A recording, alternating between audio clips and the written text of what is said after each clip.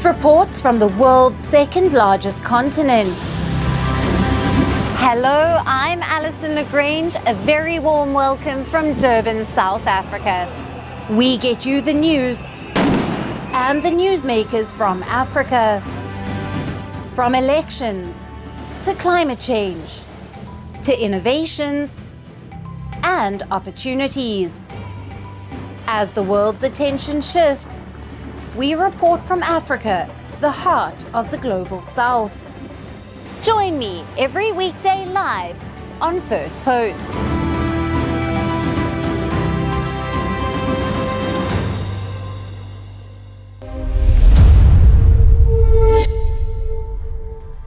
Hello and welcome to First Post Africa, where we get you the top stories from the continent and from across the world. I'm Alison Lagrange, coming to you live from Durban, South Africa. First, let's take a look at the headlines. President Volodymyr Zelensky says that Moscow is not seeking peace in Ukraine and is instead preparing new attacks ahead of a meeting between Vladimir Putin and Donald Trump, which is scheduled for Friday. South Africa will submit a revised trade deal offer to Washington to seek a reduction of the 30% tariff that President Donald Trump imposed on exports to the United States last week.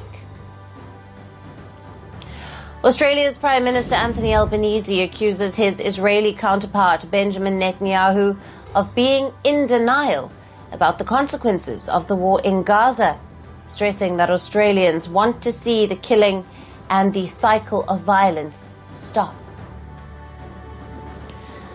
The UK's unemployment rate remains at a 4-year high of 4.7% as job vacancies declined again, indicating further cooling in the labour market. And nearly 2,000 people in Taiwan are being evacuated from their homes as Typhoon Podol approaches the island, with storm-hit central and southern regions likely to be pounded again.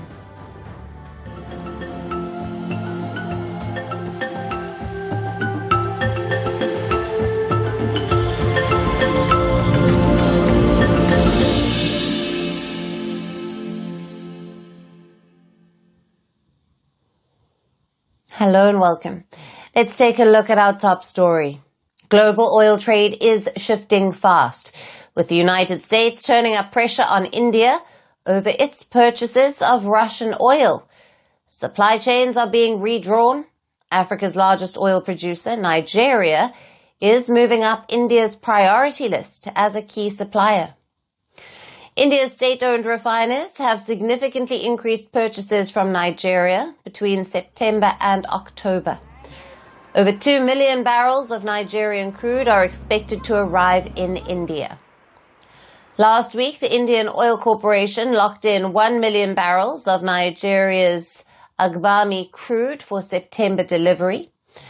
Bharat Petroleum Corporation Limited has also been active, making spot purchases and negotiating for additional September shipments.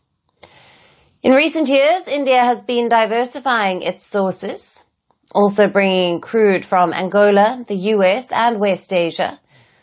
Since 2022, India has been one of the biggest buyers of discounted Russian crude, defying the Western-led boycott after Moscow's invasion of Ukraine. In the first half of this year, Russia supplied around 35% of India's total oil imports, making it the country's largest supplier. But now India seems to be bringing up imports of its other oil partners. This could be possibly due to US President Donald Trump's increased pressure on New Delhi. Trump announced an extra 25% tariff on top of the existing 25%, doubling duties to 50% on many Indian exports to the US. This was aimed at forcing India to cut Russian oil imports. As of late July, India's state refiners reportedly suspended purchases of Russian crude, and the country is now further diversifying its supply chain. Nigeria is emerging as a natural fit. Nigeria's low sulfur crude is well suited for India's refineries, and supply flows are considered reliable. India is already a major buyer of Nigerian crude. It is the world's third largest oil importer, making steady deliveries from Nigeria vital for both countries' energy security. In the first quarter of 2025, India was already Nigeria's top crude customer, a position that is now strengthening. Ironically, despite being a major crude exporter, Nigeria still imports most of its petrol and diesel due to years of underinvestment in refining. Persistent fuel theft and militant disruptions on the oil-rich Niger Delta. But with the newly opened Dangote refinery, the largest in Africa, it is expected to change that over time. Yet for now, even the Dangote refinery is buying US crude because of pricing, consistent supply, and specific refining requirements. The global oil trade is not just about geography or self-sufficiency. It is a complex balance of price, quality, supply, reliability, and refinery needs. And India's turn toward Nigeria shows how quickly those factors can shift in response to political and economic pressures. Now, for more on this, we have with us Ambassador Anil Danayat, an Indian diplomat, live from New Delhi. Thank you for being with us. Thank you. Now, what does India's increasing reliance on Nigerian crude oil, which is at now over 2 million barrels by late 2025, reveal about shifting global energy patterns? And how significant is this move away from Russian supplies in the broader geopolitical context? Thank you, Alison. I liked your report that you just showed before. It quite conveys quite a bit. As far as India is concerned, I think any sensible country would believe in the dictum that you don't put all your eggs in one basket. And this is not something that is happening. I have served in Nigeria from 2005 to 2008, when we were importing about 10% of our requirements from Nigeria. And it was a major energy partner for us as far as crude was concerned. And then you have, we also had several blocks there. We also invested in that, and we also helped in capacity building in Nigeria.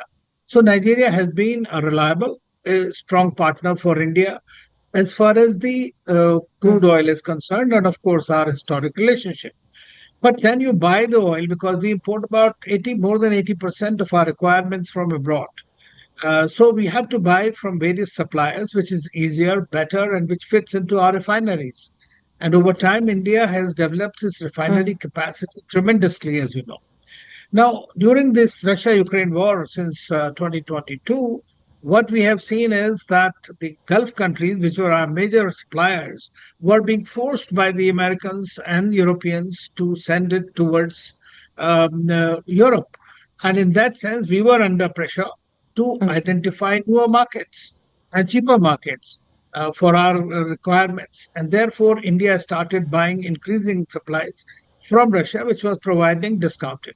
It should be noted that Russian oil is not sanctioned, even by the US or by the West. It is a commodity which is capped. So India has been buying within the capped ceilings from Russia. But now that, of course, President Trump has suddenly out of the blue started. In the beginning, as you know, the Americans were supportive of this idea, because India's purchases from Russia have been leading to stabilization of the oil markets across the world. And over time, we had emerged as the major suppliers of refined crude and other things, refined oil and oil products, petroleum products to Europe as well as to the United States. So now if you put everything on top, invert the whole thing, then it becomes a problem. So many companies, which are public sector and the private sector, obviously like to diversify their supplies, and they are refocusing their sources once again. Right. And Ambassador, to what extent have political pressures, particularly from the United States, as you touched on there, influenced India's decision to diversify away from Russian oil? And what economic trade-offs might India face as a result? Well, number one is as far as the US pressure is concerned, and I can only reiterate the government of India's position that we decide on what is good for us rather than being driven by the position taken by an Yes. X leader or Y leader. So that is very clear. This is not something that is happening. As you know, that even with many countries, the companies go around the market, go around the world, and look for the best supplies, which are more secured and which are more cheaper and suits their refineries. So this is also not done by the government of India as per policy that we are diversifying from Russia or diverting from Russia. But diversifying our supplies is a policy that India has been following for a long time. So the trade-off is very simple. I mean, it's Russians do understand that they've been under pressure. At the same time, you never know after 15th of August what happens. President Trump is already talking of releasing the Russian $300 billion that was confiscated. So things are in a very fast-paced manner moving as far as US and its other decisions are concerned. So I would say that as far as India is concerned, for us, we need consistent, secured, cost-effective supplies for our own requirements and for being able to supply to all others in the region. Absolutely. And while Nigeria exports millions of barrels of crude to India with its own Dangote oil refinery, it is sourcing more crude from the US. Now, what does this tell us about Nigeria's domestic energy dynamics? And could this affect long-term sustainability of India-Nigeria oil trade relations?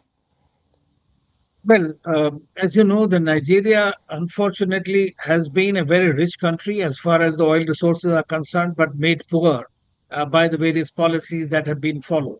The Nigerian oil trade, the exploration and development has all been controlled by the Western companies like the ExxonMobil, the Eni was there, the Chevron is there. And so all these companies were controlling the majority of the oil production and its exports. And therefore, there was not being processed. So irony was that Nigeria was producing and exporting and then importing the refined products for its own use. That's the reason its energy sector also could not prosper. But then Dangote, who is the topmost billionaire of the country, set up this refinery. Now, what I learned is that this refinery gets about 650,000 barrels of oil from USA. And the light crude that they get, which is called USWTI, Midland or something. Now, that is probably much better. It's a light sweet crude, which suits their refinery, this consistent supplies, assured supplies. And, you know, it's all across the Atlantic. So it's much more easier for them to get and continue to do that. Of course, internally, there are a lot of problems because many of Sure. their wells have dried up. Now, more and more local producers, local companies are getting involved, diversifying. The government is developing policies which are also creating some of the uncertainties. As far as foreign buyers are concerned, like India and others, we have these G2G kind of arrangements, which are long term contracts, there are spot purchases, there are all kinds of things. And therefore, that gets committed to supplies. And Nigeria wants to remain as a major player. Thirdly, we all know that the whole world is trying to go towards either gas or Nigeria also has gas, but is not very much captured in that sense. So they are thinking of this Nigeria-Morocco gas pipeline Right. or like the Dangote refinery. So there are a lot of things that are happening in the country at the same time, both at the policy level, infrastructure level, capacity building, investments, and diversifying more towards their own people. I mean, Nigerian ownership is increasing. So during this Yes. transition, sometimes there are problems, but a refinery needs to have consistent supplies and must be able to assure that. And America today is the largest producer and Right. supplier of oil and gas in the world. Right. Ambassador, thank you very much for being with us Thank on you. First Post Africa and for your valued insights there. Thank you.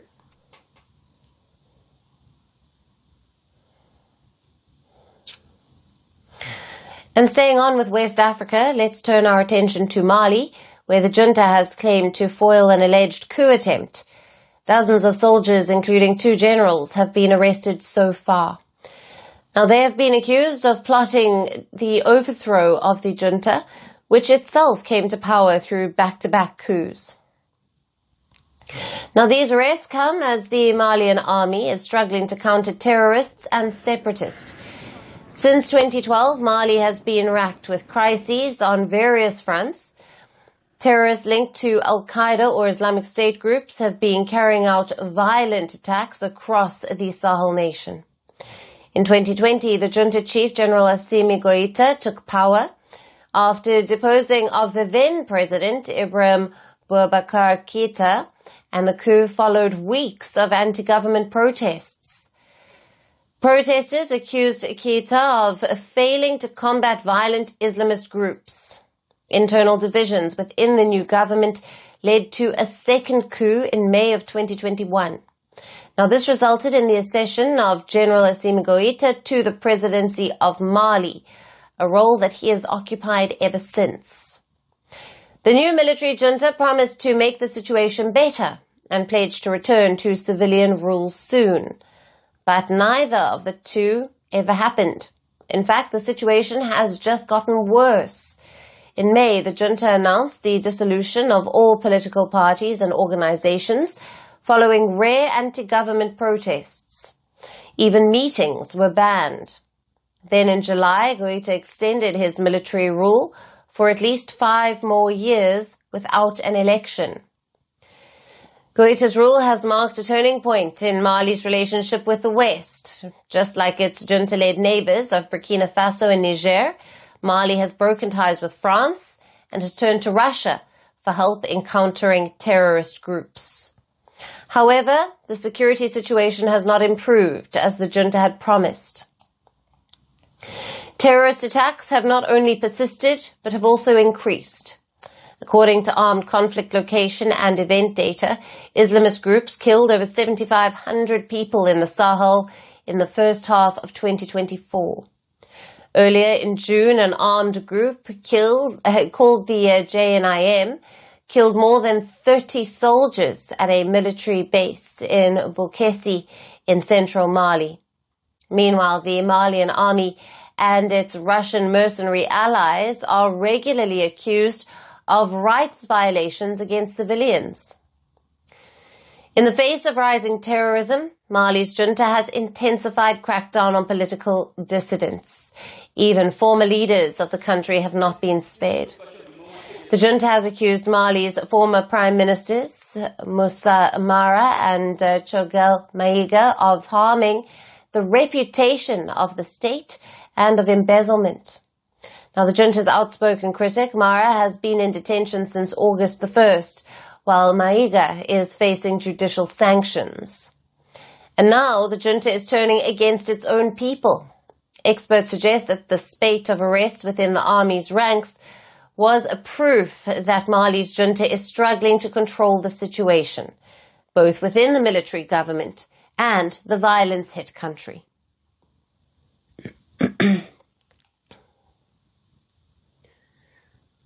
And turning our focus to Europe now, where a growing anti-immigration rhetoric continues to target African migrants. In the latest, a Portuguese court has ordered the expulsion of 38 Moroccan migrants who washed ashore in a small wooden boat last week. The group includes 25 men, 6 women and 7 children. They have 20 days to leave the country voluntarily or face forced removal. In the meantime, they remain in custody and temporarily housed. The migrants arrived in Portugal last Friday, and by Saturday, the court had ordered their expulsion. The government has praised the speed of justice, saying the Portuguese authorities deserve a big congratulations and vowed that the country maintains its secure maritime borders. Morocco and Portugal are separated by the Atlantic Ocean, and at their closest point by the Strait of Gibraltar. Now, the straight line distance between southern Portugal's Algarve region and the northern Morocco near Tangier is about 300 to 350 kilometers across the Atlantic. Many Moroccans tried to reach Portugal as well as neighbouring Spain. In 2023, nearly 293,000 irregular migrants arrived in Europe, which is a 55% rise from 2022. Now, Moroccans were among the top nationalities, making up 25% of irregular arrivals in Spain. In 2024, Morocco intercepted about 78,000 irregular migration attempts toward Europe, up 4.6% from the previous year. Now, across Europe, anti-immigration rhetoric is gaining ground, driven by far-right parties and fears over national identity, welfare and security. In April, Germany froze its refugee program following the election win of the centre-right party led by Chancellor Friedrich Merz. Hundreds of thousands of refugees, including from the Democratic Republic of Congo, South Sudan and Afghanistan, had been cleared to travel under a UN resettlement program. But once in Nairobi, their travel was cancelled at the last minute. Then last month, rare protests erupted in Spain after an attack on a pensioner sparked anti-migrant unrest. The country hosts a large Moroccan community. Meanwhile, the European Union is advancing plans to boost deportation rates, including creating return hubs in non-EU countries. It's a policy of the UK's controversial deal with Rwanda, which the EU once criticised. The plan allows to deport migrants to nations that they have no ties to. As Europe tightens its borders and rhetoric against migrants intensifies, the future for migrants, especially from Africa, remains uncertain, as the continent grapples with questions of security and identity.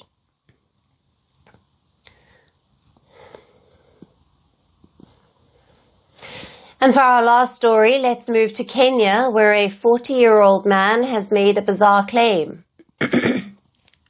Now, the man says, the man says that he is the eldest son of Tesla CEO and billionaire Elon Musk. The Kenyan man claims that his mother met Musk in a Masai Mara during the early 1990s, leading to his birth. The man was so confident about his claim that he even asked for a DNA test. The bizarre claim soon caught attention of social media users who debunked the story in seconds. The first red flag in the story was the timeline suggested by the man. The man claims to be around 40 years old, which means that he must be born around 1985. Elon Musk was born in 1971, and going by the Kenyan man's timeline, Musk would be just 14 years old at the time of his birth. So the maths just does not add up. Even the man's own statement that Musk was 20 years old when he met the man's mother contradicts his own timeline. Now, apart from the simple timeline error, the man has not provided any evidence to back his claims. And that is the second red flag. In fact, nothing is known about the man himself, apart from his claims of being Elon Musk's eldest son. The only thing about this Kenyan man is that he calls himself a mental health activist. The only image related to the story is likely to be artificially generated. Social media users have asked the man to post another picture to back his claims, but his identity remains a mystery. Some of the social media users also said that this image came from a mid-2023 social media trend in which AI was used to turn famous white celebrities into black versions of themselves. And the third red flag is that the story is not a new one. The exact same images and headlines had first surfaced on Russian websites in March of 2024. Now, the Kenyan man's bizarre claims were debunked in seconds, but it has sparked a larger debate about the extent to which AI can be used to distort facts and blur lines between what is fake and what is real. And that's it on the show for today. We'll see you again tomorrow at the same time. Thank you for watching, and goodbye.